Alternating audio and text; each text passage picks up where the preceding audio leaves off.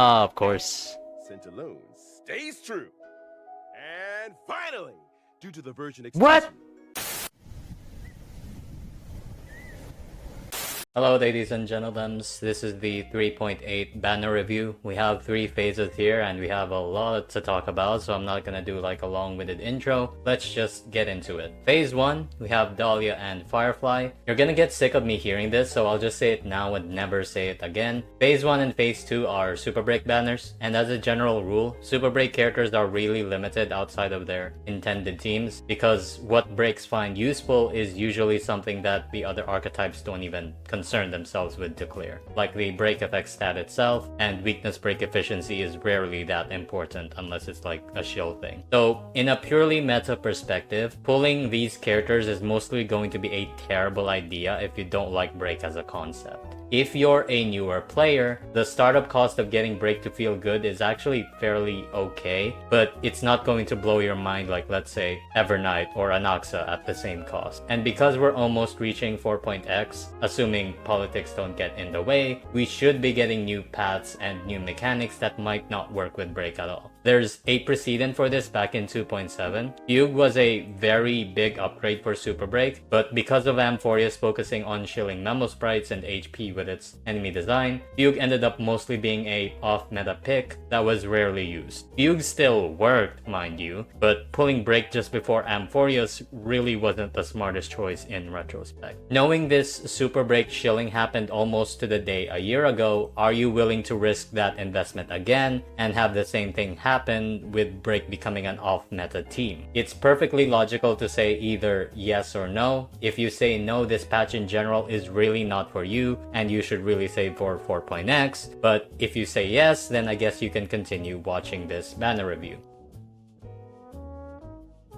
Let's get on to Dahlia first. Dahlia's main gimmick is being the savior of Super Break. I'm not kidding. In every situation and every state of your account as a Super Break main, Dahlia is a must pull. I don't want to hear any cope or any reasoning why you, as a supposed break main, are not pulling Dahlia. Just admit you're making a big mistake, dog. Constance has 3.x level eidolons, which means her verticals give you a bit more staying power, which is what Boot Hill is struggling with, the lack of vertical investment. She implants an ally's type weakness, which is a big deal for Rappa since none of her flagship Super Break teams do that. And Dahlia gives energy specifically for fire type implanters, which is only Firefly, allowing Firefly to get rid of one of her weaknesses and get into her ult immediately just after exiting it. And Constance has a trace that gives a very high amount of break effect when running a sustain, which pushes break to at least feel viable with a sustain and is pretty nice for DPS lingsha. Constance also gives you 50% weakness break efficiency. Again, she's just the whole Super Break package. Constance also has very high SP generation, especially with her signature, and her signature itself has one of the rarest break multipliers and is one of, if not the strongest light cone for a Super Break support that isn't named DDD. In most of Dahlia's teams, she replaces Ron May or Harmony MC. Harmony MC is a path switcher, so if Harmony MC with a DDD is on the team, then Ron May is the one getting replaced by Dahlia. But if you're using RMC or Elation MC on a different team, you use Constance with Ron May. Dahlia also has the classic Hoyo balancing move of bastardizing a concept to the point that it doesn't make sense anymore. Constance makes you deal super break damage outside of break, so effectively it's only super damage now, and it's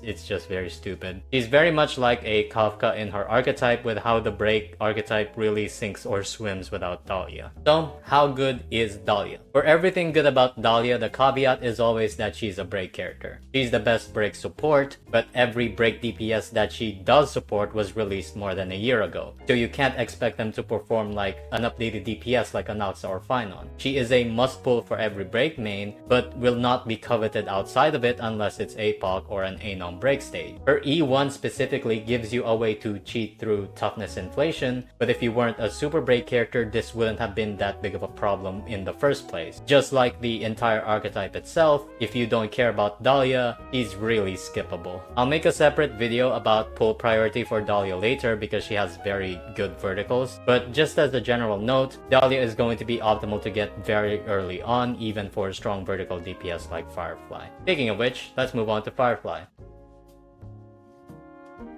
Firefly is the earliest pure super break DPS in the game. Some characters dabbled using crit like Shui and even Buto, but Firefly has almost 100% of her damage allocated to super break without any confusion of crit stats or anything. This means, like a Firefly, her meta lifespan was not very long. She released in 2.3, and by 3.0 they've designed mechanics that actively try to make super break as much of a pain in the ass as possible. Unfortunately, break at base is dual scaling to its detriment because it wasn't just the rising enemy toughness bars, they also had to deal with normal HP inflation. So break will continue fighting an uphill battle unless the meta starts changing. Firefly is really the biggest victim of super break's weaknesses because unlike the other break DPSs like Rappa and Bootil, who does very high bursts of damage, Firefly's main strength was being very easy to play for high consistent numbers. But once her numbers became relatively worse and the toughness inflation shrinking the uptime of break, which goes against Firefly's consistency, she's not very comfortable to play anymore. Since break has been in the dust for a year, Firefly's only main update is Constance. And Constance even at E0 at 0 is a significant upgrade.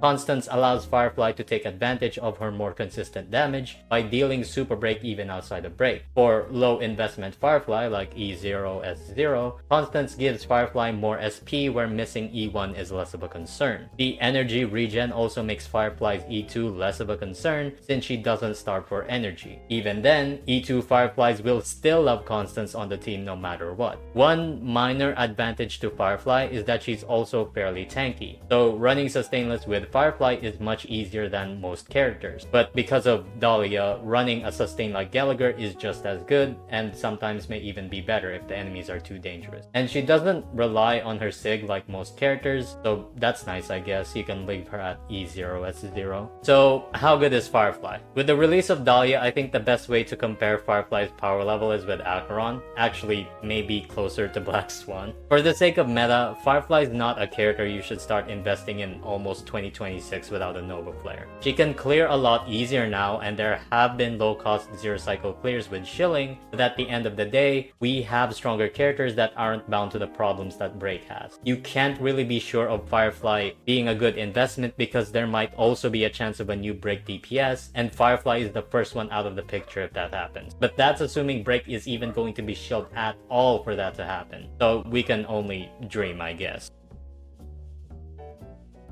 Next is Fugue. Kinda gave my thoughts earlier already with Dahlia. Fugue exists to be an exo toughness unit, which is a strong mechanic for every break DPS. Himiko loves it, Buta loves it, Rappa loves it. Firefly E2 and Harmony MC spamming DDD in combination with Fugue is really strong. With Dahlia's release, Fugue doesn't really provide anything too substantial for Dahlia herself, but just because every break DPS and support loves Fugue, Fugue will mostly be best in slot either way with Dahlia. This leads to Fugue being a must-pull for super break mains too. Exo toughness is just a really strong gimmick. Fugue also has pretty nice early eidolons. E1 giving weakness break efficiency to your carry is okay I guess, but E2 giving a Nihility unit a DDD effectively is just as busted as it sounds. Unfortunately, it kinda throws her sig off the cliff because of tutorial, but even then her sig is pretty meh, so it's fine I guess. So how good is Fugue? Well, pretty much just Dahlia section again applies to Fugue. She lives and dies by breaks, benefits, and downfalls. The difference is that Constance gives you huge numbers most of the time, while Fugue has the mechanics to get there easier. Yeah, sorry this is a pretty short, but there's only so much I can say when I've already reviewed Dahlia, who's almost the same thing. Again, full priority guide will be on a different video. Next is Lingsha.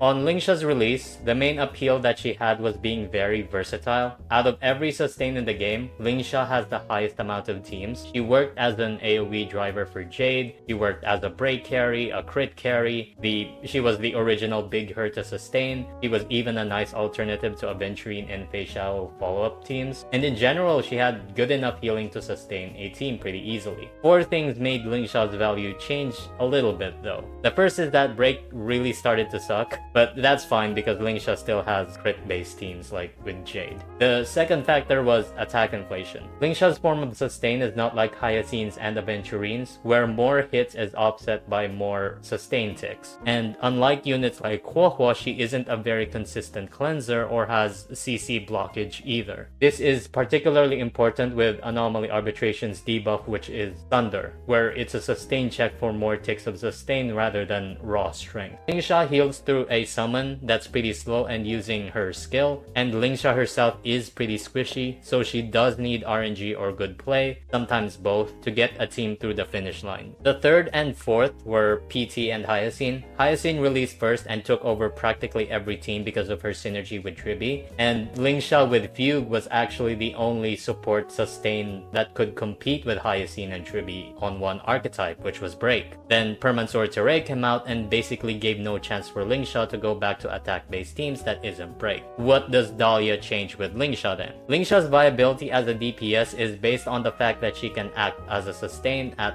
the same time. So she can run 3 supports with the comfort of running a sustain at the same time. This blends well with Super Break because each support of a Super Break team is so strong offensively and defensively when combined together. Dahlia is one of these Super Break supports, and the bonus trace giving Lingsha a lot more break effect makes her a much better carry, but she can still be run as a break sustain with little issues. Being able to implant fire with Dahlia also helps out Lingsha's damage a lot. So how good is Lingsha? Lingsha is a fine character. She's the most versatile of these break banners, so you can find use for Lingsha in a lot of teams as a general sustain. It's just that compared to the other options that are new, and because PT is free and Hyacine is popular, you probably won't use Lingsha outside of a break team unless you just really want to. She's not bad and still is pretty usable in those teams. It's just that a free unit and popular unit is clearly the better nowadays, and the only crown left that she can claim to without any obstruction is Break.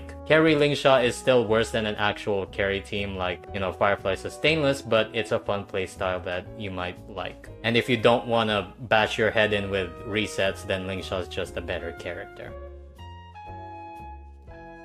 Now we're on Phase 3. The Phase 1 and Phase 2 are on the same duration as usual, while Phase 3 accounts for the excess patch length of 2 weeks. And surprisingly, it isn't Bootil and or Rappa, it's Aglaea and Sunday for some very weird reason. Let's go with Aglaea first. Aglaea is pretty good. Just a quick refresher, she has a 360 energy ult, and her ult state gives her a lot of speed and damage, and she does very little damage when her ult fires. So Aglaea's game plan is basically just feeding her as much energy as possible. Aglaea's a unit that notoriously treats her E1 like a signature LC because it is that strong on her. Similar to Tribi, I suppose. Without E1, Aglaea struggles really hard trying to keep her energy up without enemies just giving it to you for free like War Armor. Compare her to other DPSs of her era, Aglaea didn't really get that many buffs. She really only had Cyrene and Tribi is mostly because she's just good everywhere. So if you're looking to use Aglaea in the future, you don't really have much of a choice. You pull Aglaea's E1 and the rest of your cost goes to Cyrene investment. You can even replace Sunday with RMC at that point, since Sunday's energy regen won't nearly be as important. And that's basically it. Assuming you do vertically invest in Aglaea to E1, she's a very good unit and can do pretty impressive clears. Her high amount of speed is really good for the threshold-based nature of HSR endgame, and it scales well with cost because if you already have enough money to kill something in like 2 hits, Aglaea will stand out from everyone else because she can deliver those 2 hits faster than anyone else. Similar to Zila, but a lot more realistic, I guess. But for the rest of the player base, unless you are willing to get Cyrene and Aglaea's E1, even S1 actually, because attack inflation from the enemies makes the extra defense stats valuable, then I really don't recommend Aglaea. Lady Goldweaver does not take copper. She wants pure gold in the form of stellar jades. So how good is Aglaea then? As someone that runs Aglaea in every stream of endgame, her E0S1 is the most depressing DPS in 3.x that I've ever played, I think. Her energy problems are just so ingrained into E0 that playing her feels absolutely awful. With Aglaea's E1 on other people's accounts, Aglaea is pretty fun to play. Is she as good as Evernight in every cost scenario? No. Is she better than Anaxa? Not really, especially at low cost, but can Aglaea clear content in a satisfying way if you give her E1? In my opinion, yes. Preferably with Cyrene Cyrene to make her last for a few more patches. And if you like any character, that should be enough for you to pull, right? As long as you know her power level isn't the best, especially if you're a horizontal investor, so you don't trick yourself into getting buyer's remorse. The last character is Sunday. Sunday is one of the best characters in 2.x. He has a very clearly defined niche that everything in his kit helps with performing that niche. He has action advance, SP, energy, crit damage, damage boost to one character, practically everything that makes the hyper carry meta tick. But it's important to know that Sunday after the release of Cyrene is less valuable than you think he is. If you are going to evaluate the entire roster, most of the characters that have Sunday as a best in slot are either outdated and very rarely are comfortable. In 3.x, he used to be meta for Aglaea, Maidi, Anaxa, Phynon, and Saber, but because of Cyrene, the only ones left really that have Sunday as a best in slot is Saber, Aglaea, and Phynon. In Phynon's case, Sunday starts becoming a bigger downgrade when the team gets to a higher cost, and in Aglaea's case, it's because RMC or Tribi might not always be there. In 2.x, the age of gimmicky carries around this time, like Acheron and Fei Xiao could use Sunday, but in the former's case, Sunday is clearly worse than the reworked Silverwolf and Cypher. And in Fei Xiao's case, Sunday is worse than Tribi or Robin. Yunli and Crit Lingsha were the only two cases where Sunday is an uncontested best in slot. In 1.x, the hyper carry meta was in full force, and almost every character has Sunday as a best in slot even to this day. But 1.x characters are, well, they're really outdated, that unless you really like them and already dug yourself into the sunk cost fallacy, then you won't use them. The only exception is Blade and Jingliu due to Nova Flare. So the list of characters where Sunday is a best in slot is Saber, Aglaea, low cost Phynon, Yunli, Crit Lingsha, Blade, Jingliu, and a set of really outdated characters. Still a pretty decent amount compared to Ceredra, but the pool of characters is much smaller than what you would expect it to be, especially with his power level. Does that mean Sunday is bad just because he isn't the best? No. Sunday is much like Ron May in a sense that just because he's not the best, it doesn't mean he's unusable, or it doesn't mean that you shouldn't pull him. Because of anomaly arbitration, you might find yourself wanting to use Sunday even when you have Cyrene, just because you need 3 teams. And if Cyrene can't be in 2 places at the same time, then who better to take Cyrene's place than the second best in slot? So even then, Sunday still has value, just becoming a body double for Cyrene. And with the design trends HSR has lately in their kits, at best, Sunday will end up in a situation where he is usable for a few patches and is then replaced by a more specific buffer for a new gimmick. And then you just repeat the cycle. Does that mean I would recommend Sunday?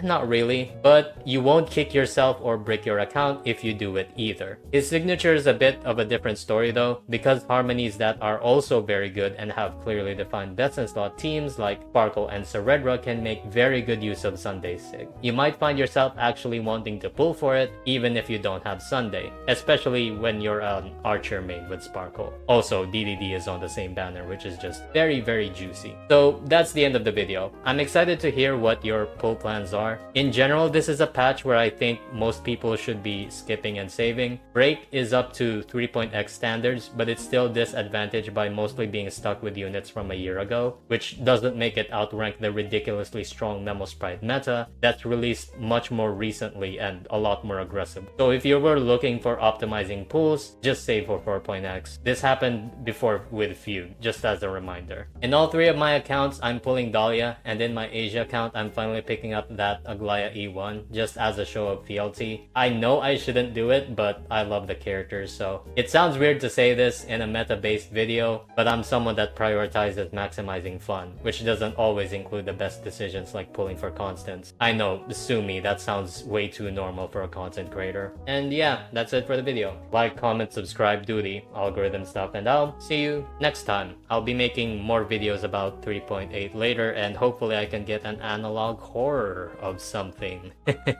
Anyway, I'll see you guys later. Bye!